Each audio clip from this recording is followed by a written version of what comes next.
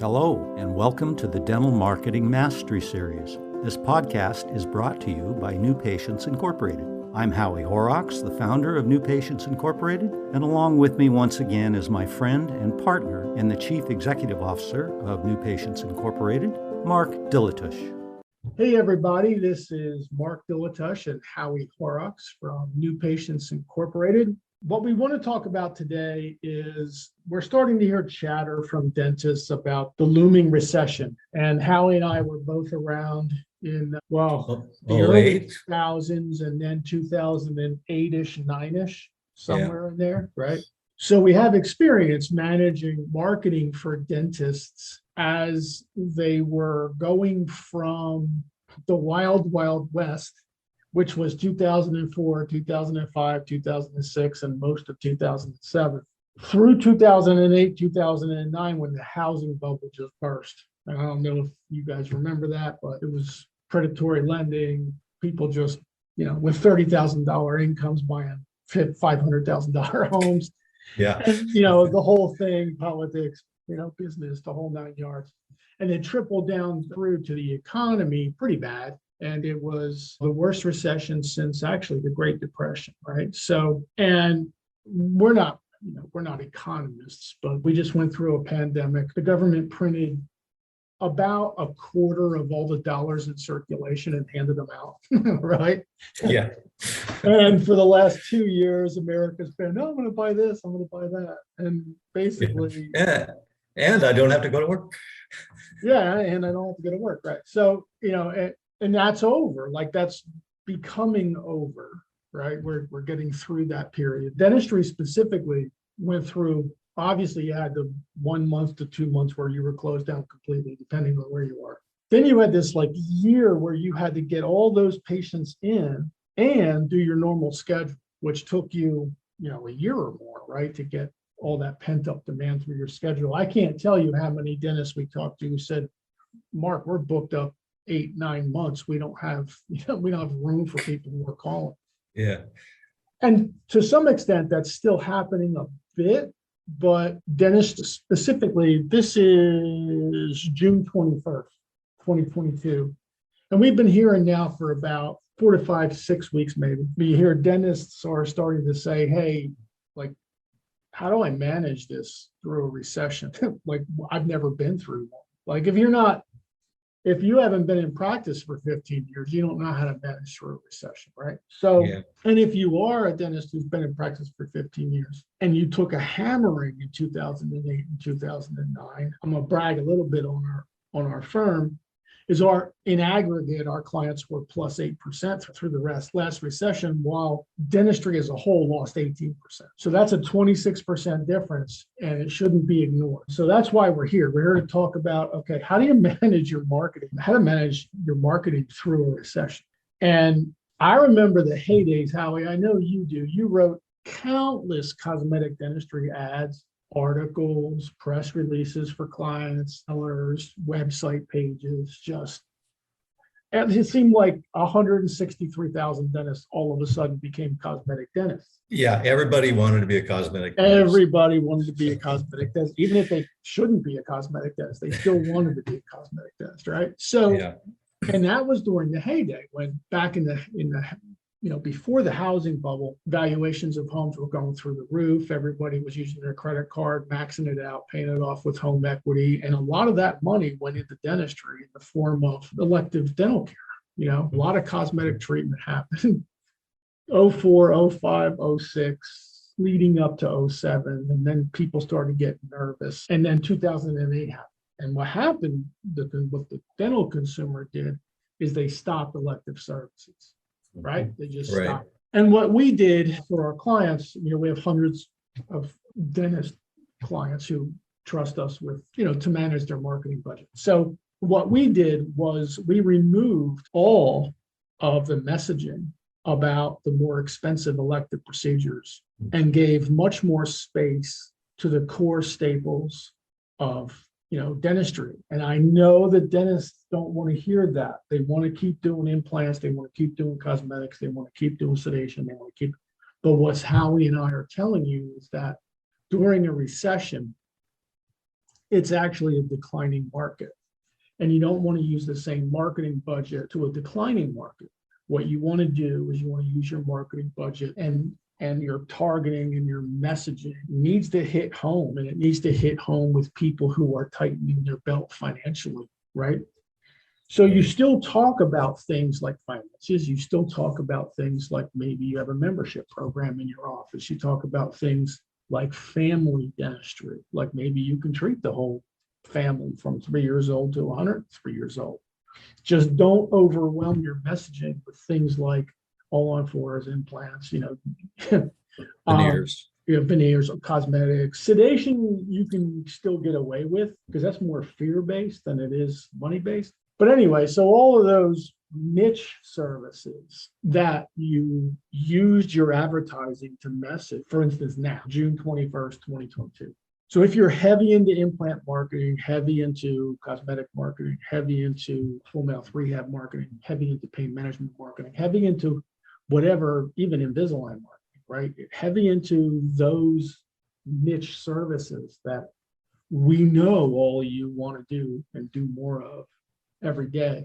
What Howie and I are telling you is you can still get them. You just have to go about getting them in a different way, right? The consumers, if they're mentally pulling back their wallets, they're probably not going to respond initially to something about a niche dental service that they know is more expensive, right? Right. But they might respond initially to something that they don't perceive is going to put a drain on their wallet.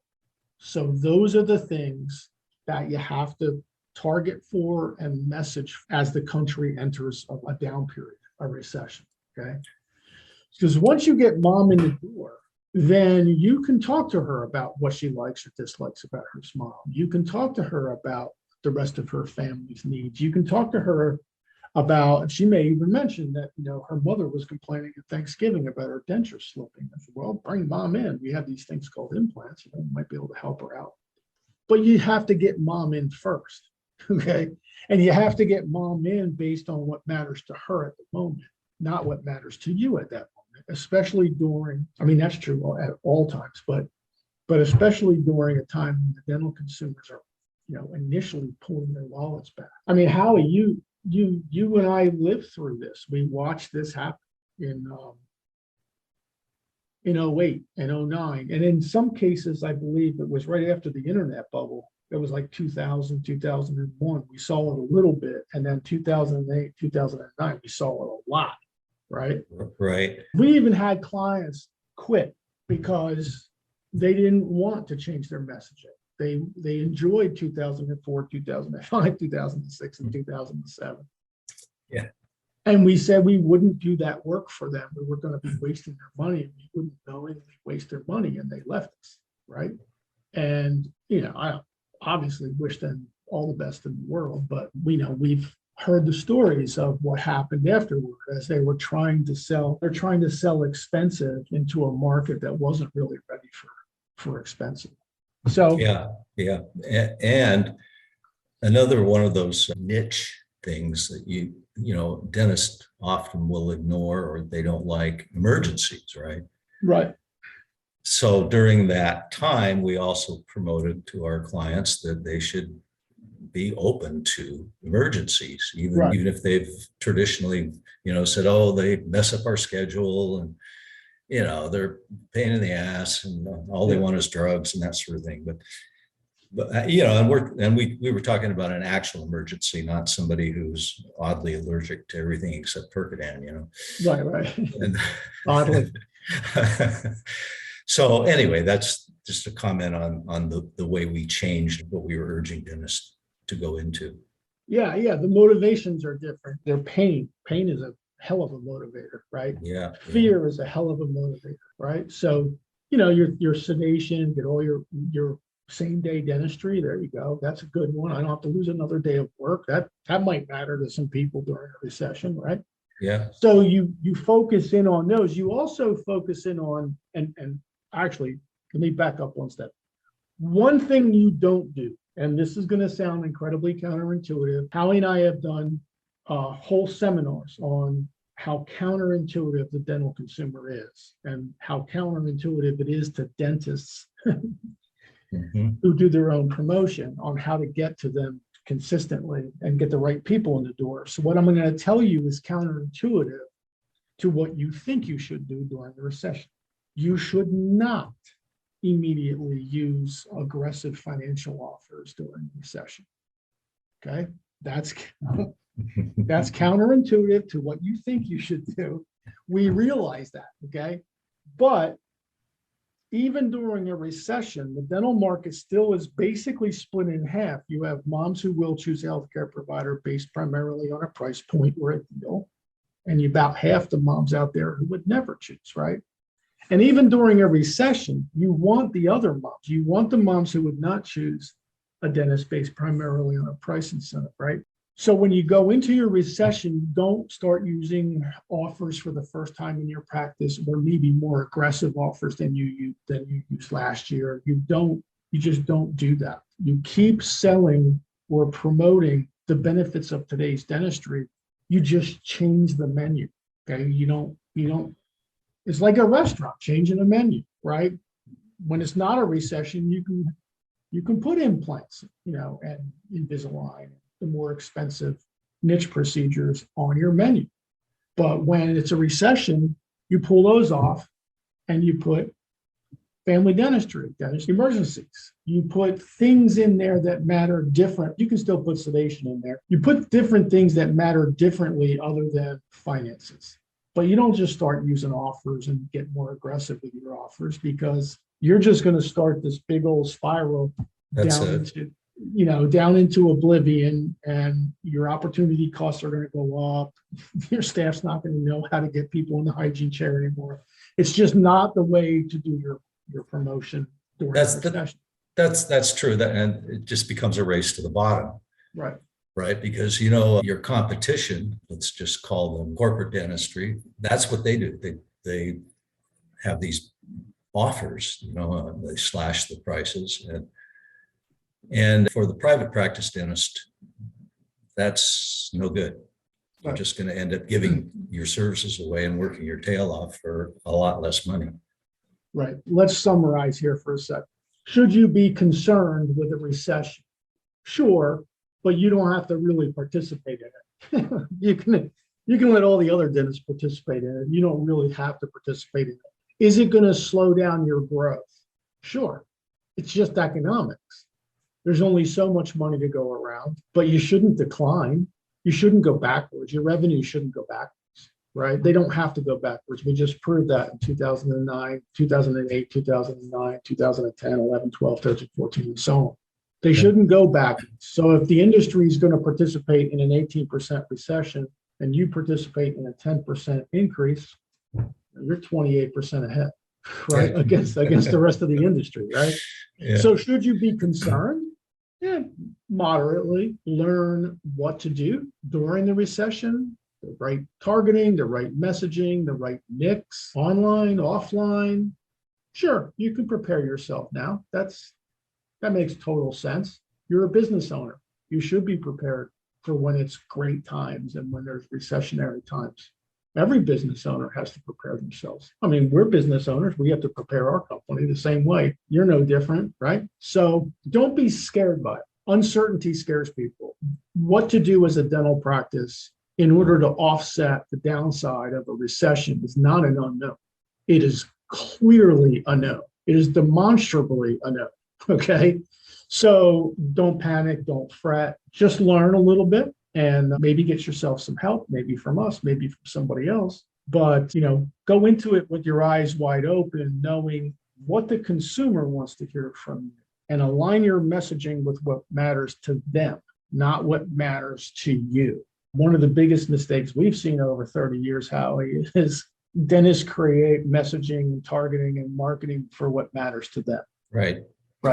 And not necessarily what matters to the person they're trying to attract.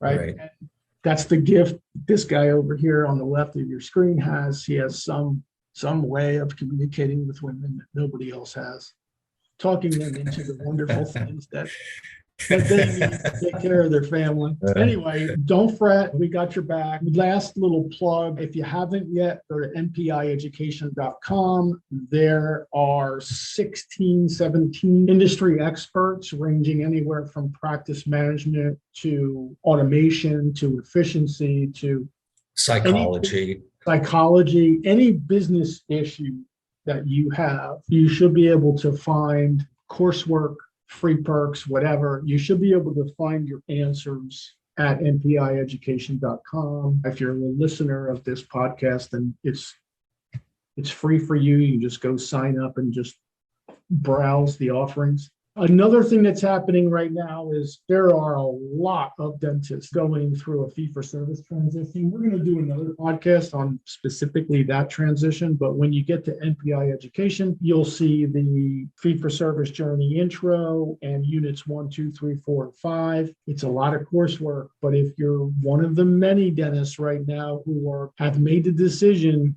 I'm going fee-for-service, and you're a little nervous about exactly how you should do that, then we would encourage you to take that course or take the learning units of that course, because it'll go step by step and say, okay, do this first, do this second, do this third, do this fourth, do this fifth, measure this, measure that. And then you do it through a very responsible path so that you're taking as little risk to your practice as possible. Yeah, just to plug this a little more, everything that we got on that NPI education is fantastic, but my personal favorite is the fee-for-service journey that Mark put together. It's one of the best things he's ever done. It takes the pain out of the journey, which is a lot of the reason the dentists don't jump into it. They're afraid to cut ties with insurance companies, and rightfully so sometimes. So check that out. If you don't do anything else on NPI education, do that course. It'll change your life.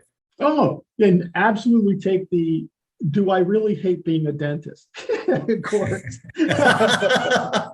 I love that course. And that's the most downloaded course we have on NPI Education. Number one download is "Do I really hate being a dentist?" Dr. Frank does such an awesome job with his. I think that's under free perks, actually. Yeah. So anyway, do not be afraid of recessions. You do not have to be afraid of them. You just have to prepare a little bit differently than you used to. And if you need us to help you do that, we're here. If you need guidance, NPI Education is there. Howie?